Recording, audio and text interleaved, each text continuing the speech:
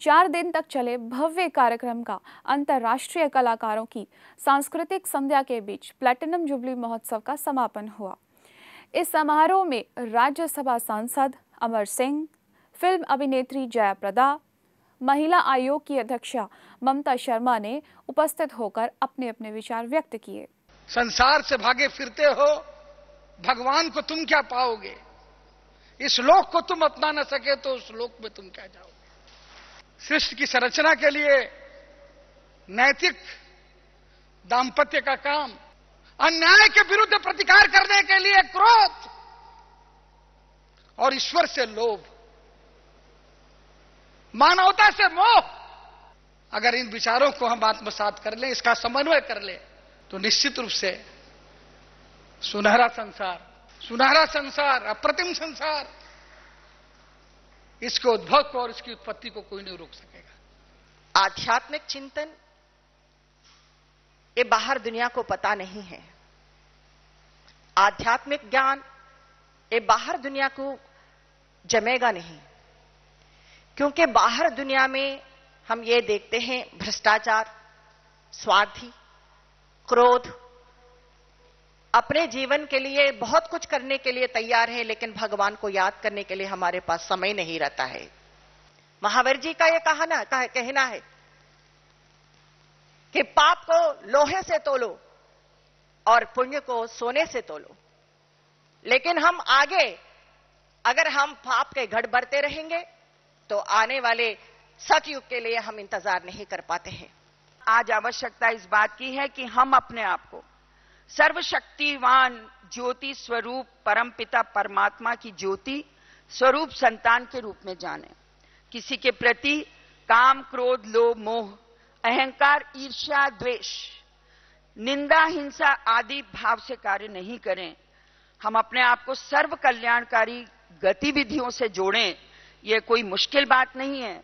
व्यक्ति अपने आप को 10 मिनट ध्यान, मेडिटेशन की बात है। मैं सुबह जब बात कर रही थी तो मैंने कहा कि आजकल स्कूलों में मेडिटेशन तो करा रहे हैं, लेकिन पूर्ण ध्यान जो देना चाहिए आज की हमारी आने वाली पीढ़ी पे, जो हमारी देश का भविष्य है, जब तक उसकी तरफ हम नहीं देखेंगे, जब तक उसके लिए कल्याणकारी काम नहीं होंगे, जब तक उनकी मानसिकता हमारे हिंदुस्तान की परंपराओं से नहीं जोड़ेंगे, तब तक मैं समझती हूं कि देश का कल्याण होना बड़ा मुश्किल है।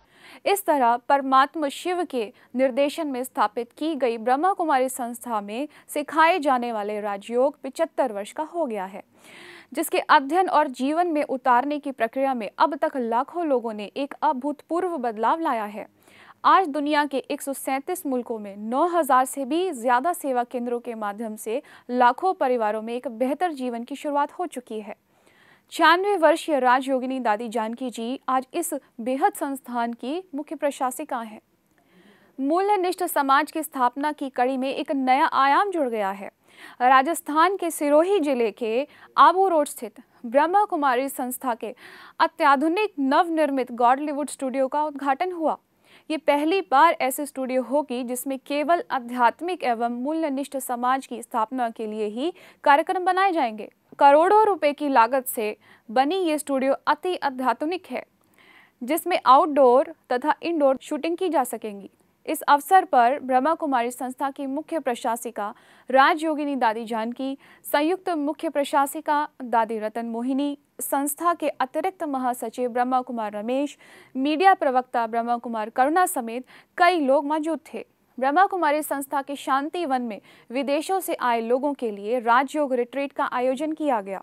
इस दौरान विश्व के कई देशों से सैकड़ों की संख्या में आए लोगों को आध्यात्मिक ज्ञान और ईश्वरीय शक्ति की प्राप्ति की झलक स्पष्ट देखने को मिली। 4 दिन तक चले इस कार्यक्रम में प्रतिभागियों को ध्यान, राजयोग तथा आत्मा से परमात्म मिलन पर विशेषज्ञों द्वारा गहन अनुभूति भी कराई गई।